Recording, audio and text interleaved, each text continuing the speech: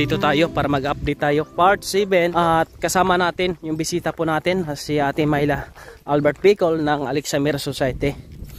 Sumama sila sa atin sa pag-update ngayon dahil gusto nila makita at gusto nila malaman yung mga pinupuntahan natin, gaano kalayo ito. Pasubo sila sa paglalakad at mamayang hapon maghatid pa kami ng grocery sa ibang senior. Ito may dala siya pasalubong at mamayang hapon schedule po doon sa meeting, no, sa Kalataan Elementary School para sa tulong niya po sa mga estudyante. Ayan, no, nandito na nga po mga kababayan.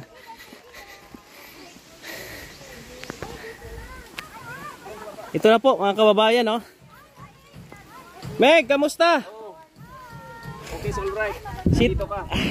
Si tatay, saan si tatay? Nasa ulingan niya. Nasa ulingan? Ayan, no. Ito na ngayon yung kanyang bahay. Puno, ang ganda. Ganda din, no. Oo. Light materials lang ito, tay. Pasok kayo. Hardiplex ang gamit po natin. At saka meron siyang Lagyan dito ng papag. Berha. Meg, palagay ako dyan ng ano. Floringin Yeah. yung Sige, Meg. Yan. Te, pasok ka. Pwede yung matingnan. Yan, no. Hardiplex po. Itong ilalim yan, lalagyan ng simento tapos flooring. Ito, lagyan pa dito ng ano. Ay, ang pinakang ano dito. Wow, lababo niya. Hindi, dito po. Dito sa kabila, pati yung CR niya. Dito po parang balkonahe. Pag may bisita. Dito, kawayan po yung sahig. Nagluto sila dito. Ulam. Ang ganda ng ginawa mo dito, Kuya Raymond. Ayan po mga kabayan, no, ang update po natin. At pasalamatan ko po mga kabayan yung mga sumuporta po dito sa atin, no.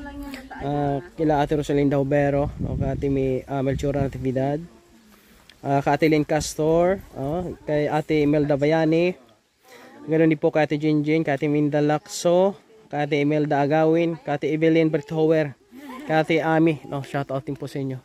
Day 3, malapit-lapit na ito matapos mga kabayan at siguro by next day pala mailipat na namin si tatay dito, pero dito na po siya nag stay, no, sa gabi. Ayos lang? Ayos? Dapat ano, yung ulam dapat bibilin kanina tuhod eh. Pagdating ko barongoy man, sabi bili ka isda doon. Yung aloy ba pang ano, sabaw? Yung ano, bangsi. Pagdating barongoy, ay dapat tuhod na lang binili mo. Wala.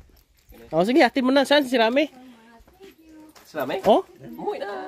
Bumalik doon. Sabi ko yung time. May feeding daw sa ano. Sa Kalataan Elementary School. Dito lang muna. Ay, punta namin si ano. Ay, ano yun? Tuba. Uminom ka ng tuba. Yung galing sa ano, sa Boko. Selfie tayo. Ayun, ano. Ay, selfie kami. Selfie daw, selfie. Ayun. Punta natin si ano. Si Tatay Manuel.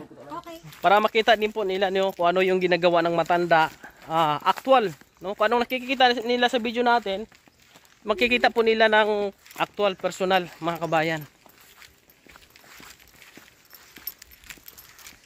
Umalayo ang lakad nila pero walang pawis. Walang kapawis-pawis. Walang kapawis-pawis po ang bisita natin. Grabe. Sanay sila.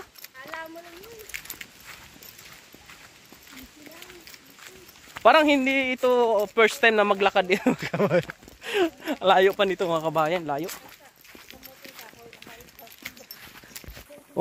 Maglalakad pa yan, madilim. Buti may radyo na yun saka flashlight.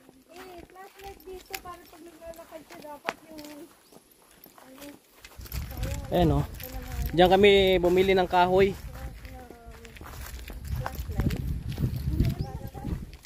Yung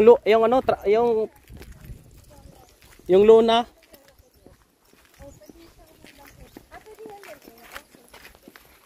Ayan o. Ayan o. Ayan, gumagawa silang ano niya o. Oo. Ayan yung kanyang uling. Nagra-radyo siya.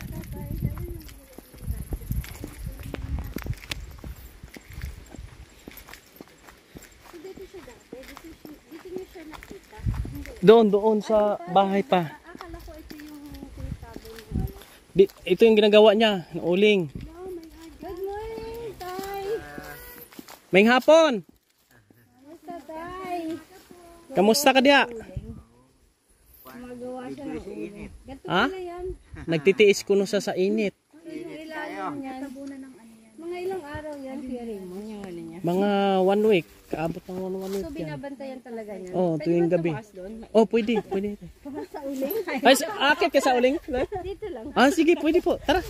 Oh, pasok kayo. Ay, Tay. Ah, pasok kayo. wala palang pasukan. Una kayo. Ganda ng bahay niyo ah. Ganda ng gagawin bahay niyo. Ganda ng bahay niyo, Tay. Ayun ang kanyang radio. Bigay ni Kuya Raymond. Tsaka nagsasaing din pala sa dito. Ito pala yung ano. Anong ulam mo? Paggawa ng uling. Wala pupunta sa doon sa taas. Ulam na lang daw. Market yan doon. Anong process niya? May grocery doon. Grocery, gihatag ni Ate Mayla. Ato dito sa balay. Maano bababa na sa maluto na yung kahoy. 5 to 6 days.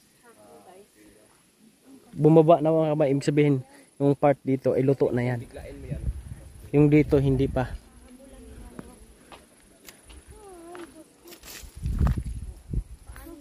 Yan yung ginagawa niya, ate.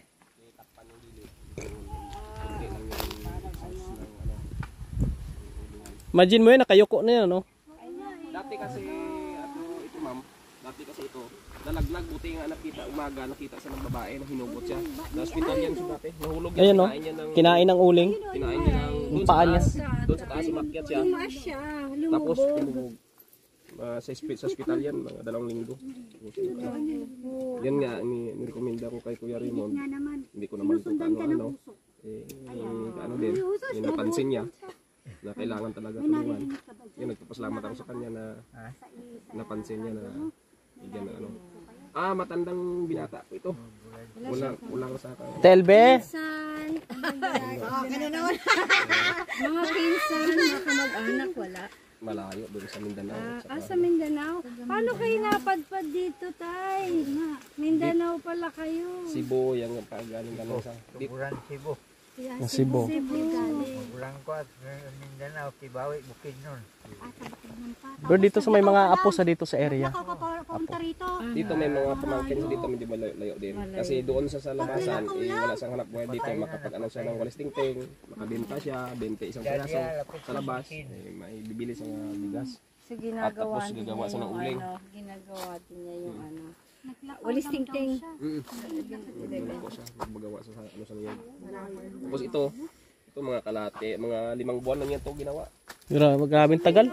Yung 5 buwan na to, 5 buwan, 6 na buwan na ginawa. Kasi sa sitwasyon niya, nahihirapan siya mag ano na, konti-konti lang. Umaga, may init, uwi naman doon sa bahay niya, hapon, balik naman ulit. Pero porsintuhan lang siya. Porsentuhan. Hindi talaga sa kanya yan. Hindi sa kanya to kahoy. Ano lang sa ano sa ulit. Yung hatian nito bali sa may-ari ng kahoy, isa. Yung sa kanya 2. Okay, okay lang kung dalawa sa kanya. Oo. Ganun kahirap yung ginagawa. Dalawa kanya. Ito lang kasi naawa na ako na sa ano, nagtsatsaga sa Kanya na lang. Ibigay lang sa kanya kasi yung kahoy. Inunan sa kanya ng kahoy. Tsaka nung ano, kung wala na sa bigas, binibigyan sa ng may-ari ng kahoy.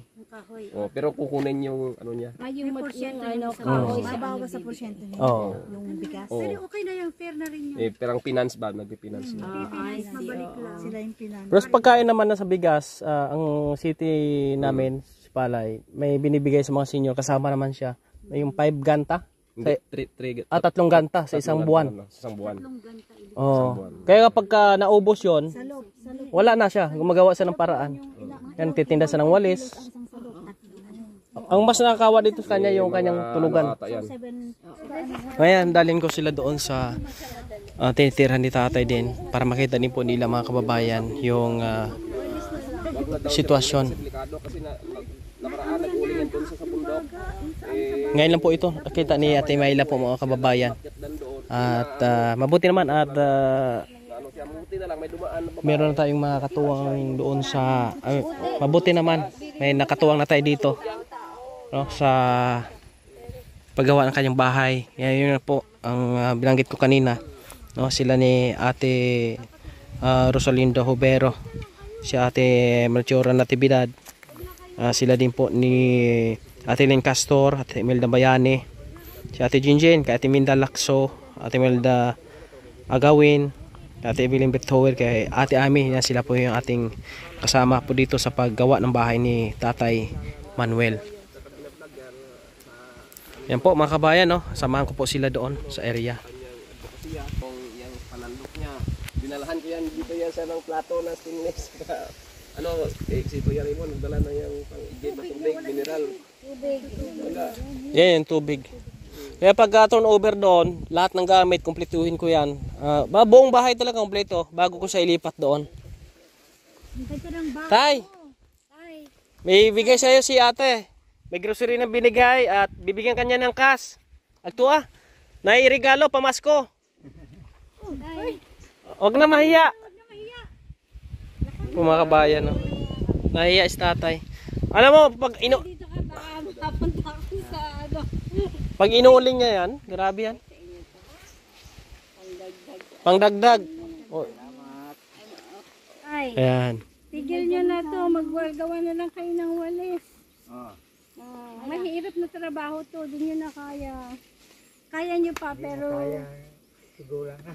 Oh, matanda na daw ate. yung madali na lang ang gawin nyo. Walis. Masama din yung usok para sa inyo. Para sa inyo. Kasi makakasakit yung baga mo. Tapos ngayon maganda na yung tulugan nyo. Pag maganda na, oo. Sabi ko sa kanya, te, magtigil lang siya sa pag-uuling. Magtanim-tanim na lang siya. Kasi ang pagkain, walang problema. Kasi nandito na ako. Marami nang pwedeng makabigay-bigay sa kanya. Tanim-tanim na lang siya. Meron siya libangan. Oo. May pang-ulam. Ganon. Kasi mahirap ang ganito. Yan na, ipapakita ko muna mga kabayan. Yung bahay mismo ni tatay para makita niya Ate Mayla. Kami tay, Ayan. mausok. Personal na makita. Tay! Agto ka dito. Pagkaon mo. Ulam. Mayroon na tali, no?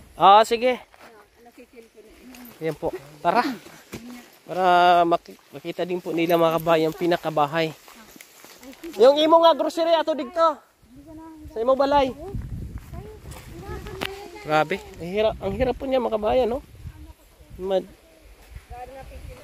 Grabe.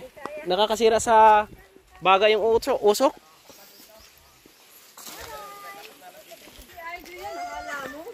Lakad kami. Lakad na naman uli. Papunta doon sa bahay ni Tatay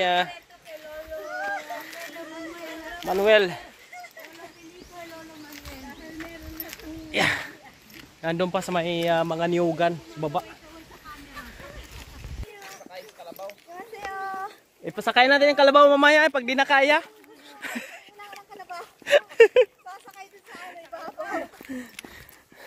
Mainit pa naman mga kabayan.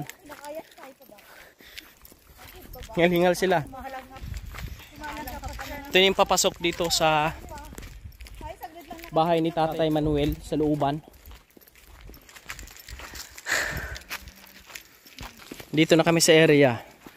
Sana dito siya nakatira. No man's land dito. No man's land. walang tao.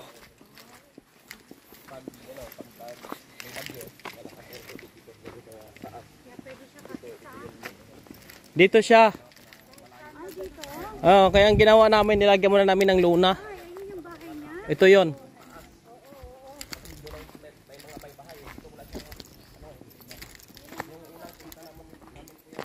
Ito yung pinakabahay po ni tatay. Yan.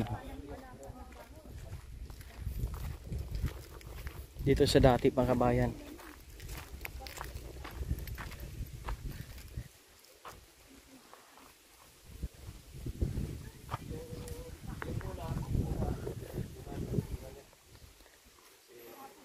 May bukong ko dati pero yung Medyo bulok-bulok na bubong. Ito lang yun wala talaga. Yan lang talaga ang takip. Tapos dito lang siya, walang kagamit-gamit, walang ano. Tapos dito sa nag-ano ng walis tingting. Oh, Ano ng ano, no, kopra. walis tingting, nagkakayod. Sa uling siya, dito wala naman masyado kahoy. Doon naman siya. Lipat naman siya. Lipat sa Ito yung mga pinagkayudan niya. Taas na tubig. Doon sa yung ano. Mga ito, mga nahuhulog. Yung mga nangurog ginagawa niyang tingting. Oo. binibintay doon sa taas. 20 isang piraso. Maka 20 Grabe no? mga 10 piraso. 110. Ito yung ginagawa niyang tingting. Oo. Yan po mga kabayan at karating dito no sa Timayla, isa sa mga taga-suporta po natin. At sa someday ay yung mga nakatulong dito kay Tatay Manuel, sana makarating din po sila dito. Ayan, maraming salamat. God bless po sa inyo lahat.